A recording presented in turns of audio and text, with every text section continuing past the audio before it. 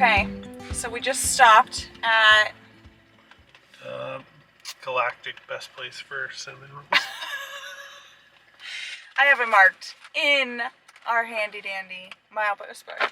It actually has come in handy, to tell you the truth. So It far. has, yeah. It's helped us with like pullouts and stuff because a lot of the roads, like it's just the highway and they don't like you can't even get off on the shoulder. So like it tells you every single pullout, which has been really helpful for like, okay, let's stop and lunch in 5 miles because there's not another pullout for another 15 after that. Anyway, so this place is called Tetsa River Service and Campground, and they advertise as having the best cinnamon bun center of the galactic cluster.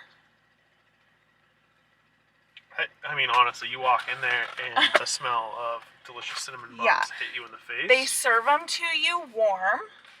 Just look at this thing. Yeah, you can get them for there if you want to take a little break from driving, or if you're like us and eat in your car, you can take them to go. Yeah, they have like a cute little gift shop with like handmade local items. Anyway, enough about it. Let's give it a go.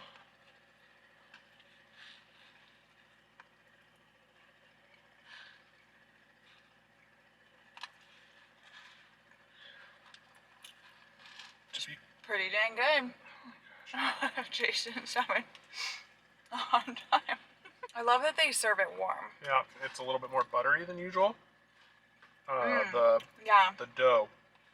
I get what you mean. It's a very buttery dough, but I like it. Yeah, that's good. And like, you know, to be honest, I don't know what it is about this trip, but like we've been stopping and getting cinnamon rolls, and like that's. This is our third one this trip. Yeah. You have cinnamon down your But anyway, yeah, it's like become a theme of this trip is like we're actually stopping and trying cinnamon rolls. And it's not like we love cinnamon rolls, it's just, I don't know, but it's been really fun, and this is definitely a good cinnamon roll to add to the mix. I mean, I love cinnamon rolls.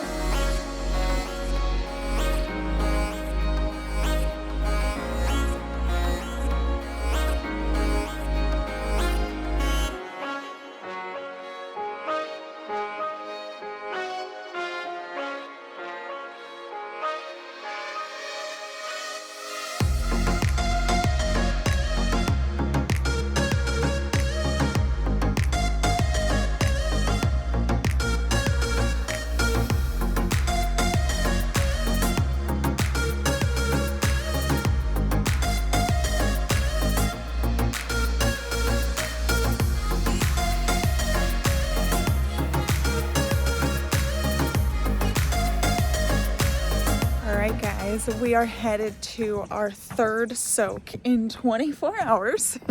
We opted to stay here 2 nights, and I'm glad we did, because we kind of took today, we stayed last night, and then we soaked this morning, and then we took today to kind of like catch up on work. Starlink kind of saved the day once again, because there's no cell service out here.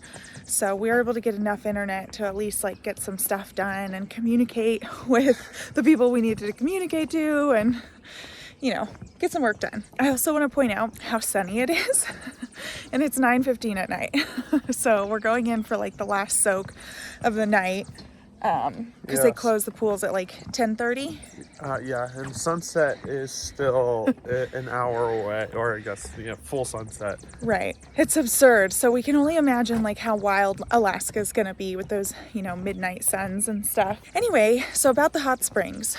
I have to admit, this is probably one of my favorite hot springs we've ever been to because it's a perfect mix of man-made and natural. So all the water is natural. They don't treat it. They don't do anything to it, but the pool area is man-made, but they've also kept in some of the natural elements. Yeah, they kind of like solidified the bottom and made it man-made, and then they put some nice amenities like changing rooms and stuff. Yeah, so it's like a really good mix of man-made and natural. They've put like a cement slab down, and then they put all these rocks on top of it, but the whole surrounding area is still like dirt, grass, and like fern, and whatever grows, and so you have like the hot water spring, and then you have like all the cold water that comes in from the different areas.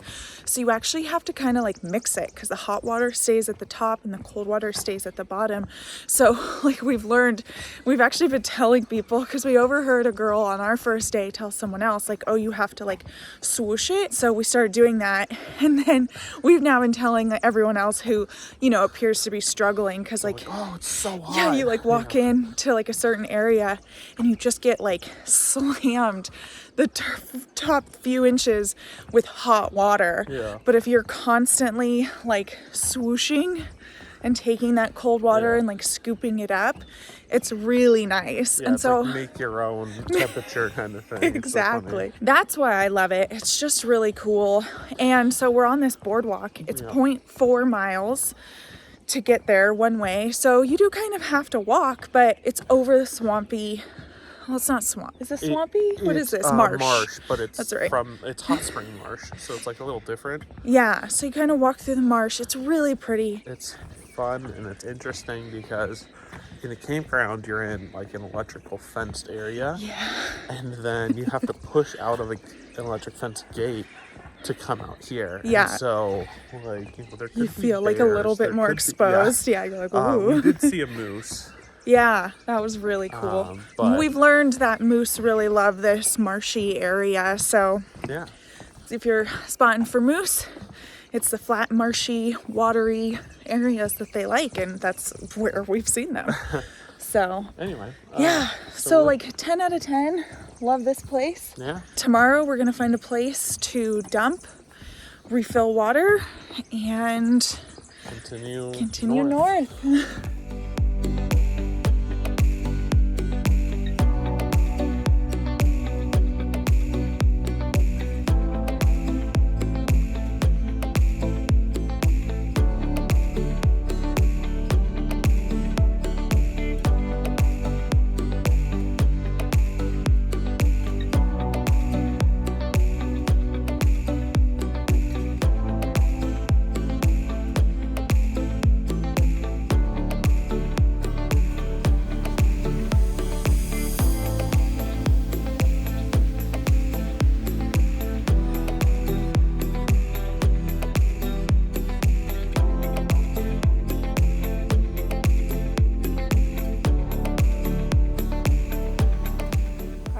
So we are cooked. Yeah, so I realized that one thing we forgot to tell you earlier was the price. And so like currently this year we paid $25 a night. Yep. That includes a dry camping site and then access to the hot pools like the whole time you're here. If you don't want to stay the night, it's $5 like for a day pass. Yep. So if you were going to come here, there's so many people that do come here just for the day, and I get it because they're probably just passing through. But like if you're coming for the day pass and you spend $10 to get in for 2 people anyway, you might as well spend the extra 15, soak the day you get here, and then soak the day you leave. Yeah, so it's $20 essentially for soaking, and then you pay $5 for your campsite. Yeah. So schedule it at least as a stop. Yeah, you can make reservations online, but we didn't. We were just, well, we originally thought it was first come, first serve, so we didn't. But we're realizing now that like that's pretty much how it's kind of working. Like there are reserved campsites, but we had no problem getting in. Just try and get here like, we got here like 4:30 and there were still like 5 spots left, but and there was, well, 5 spots for multiple nights. There was like 20 spots for one night. I think it was that many? Yeah, I think so, because they all had that green tag. Yeah. Anyway. Okay. But it was also a Sunday night. So. Yeah, so if you're just staying one night, like I think you have a pretty good chance. It's late May right now, but I think in the summertime you might want to make reservations. Or with a bigger rig. Oh, yes, for sure.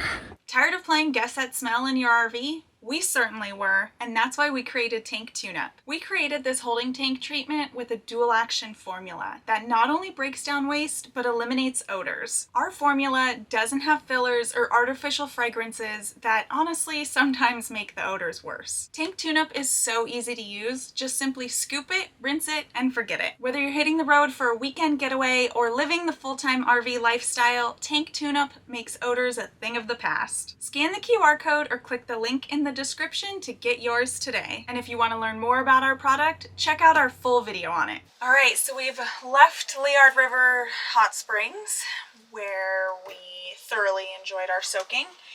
And we have headed about, what do you say, 200 miles? Is that what we figured out? Yep. About 200 miles north to Watson Lake, which has the famous Signpost forest. So we have decided to stay here for the night, just so we can like dump our tanks and refill water and stuff like that.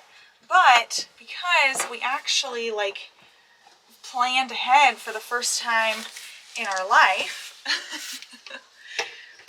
we got this sign made on Etsy so we could actually like leave it at the Signpost forest. So obviously we're a getaway couple, and this is the distance from this location, Signpost Forest, to our home.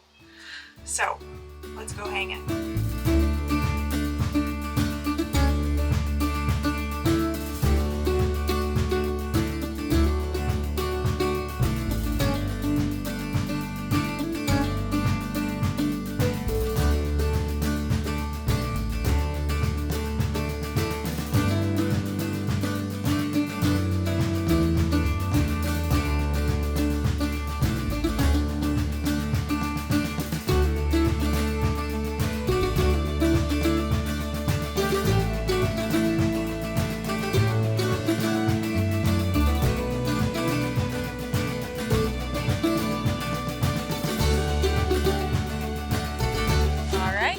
Our sign is up. There it is. We did it. So we're on some of the newer posts in the back. I guess they put up newer posts like every year, but like the fresh new ones aren't up yet. So if you put yours near ours, let us know. Send us a picture or something. Or if you even just see it. Yeah, if you see it, let us know, because this is a really cool experience. Like we're actually going to spend a lot of time walking around now because it's really cool. There are a ton of signs.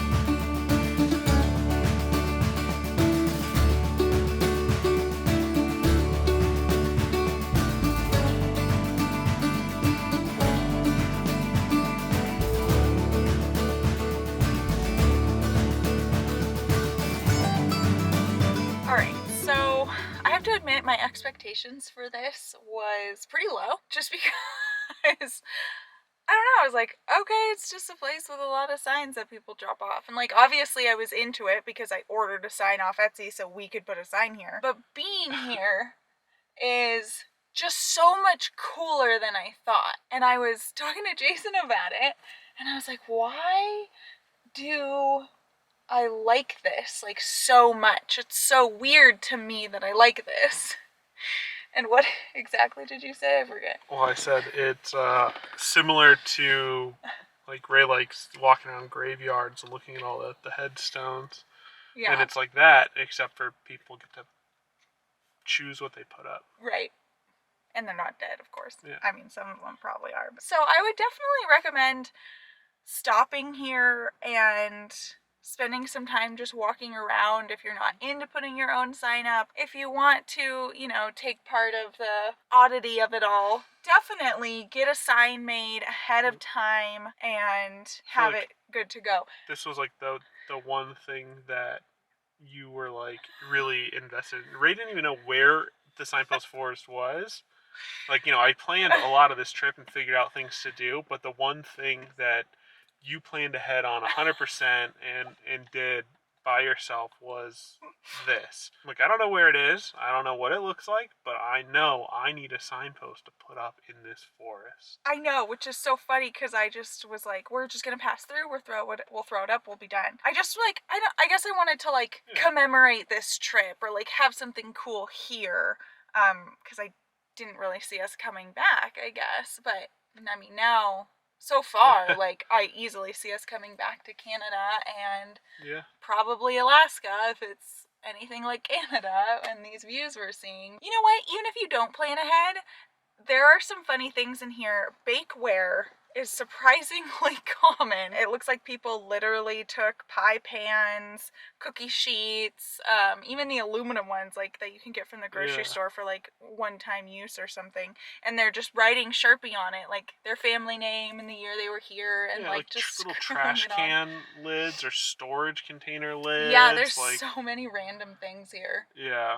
So if you don't have to plan ahead if you don't want to. You could just find a piece of garbage in your rig. Yeah, I'm looking. I mean, there's even this piece of wood right here that has just permanent marker written on it. Yeah. And it's 3 years old already, so it's fine. I'm literally looking at a bowl that's been hammered in. So bring whatever you want, I guess. Yeah, big tip is try to have like a ladder or something. Yeah, and bring your own like nail or screws. You could probably find someone here if you show up at the same times, and there's always a bunch of people in here that have it, but just plan ahead. We only have like a little step stool ladder, so I feel like that limited us. Yeah, we're tall too. We even debated. I was like, oh, I could get on your shoulders, and then like we looked around, and I was like, I'm not gonna do that. It got to the point where I was like, I don't even think we're gonna find a spot low enough for the two like step stool thing that we brought, 2-tier. And there was someone going back to their rig to get a ladder, so I was like, well, we might just have to like make friends and ask to borrow their ladder. But thankfully we found a spot. But they're over there like putting up 5 different signs at the tallest place you could go. So yeah, anyway, that was fun.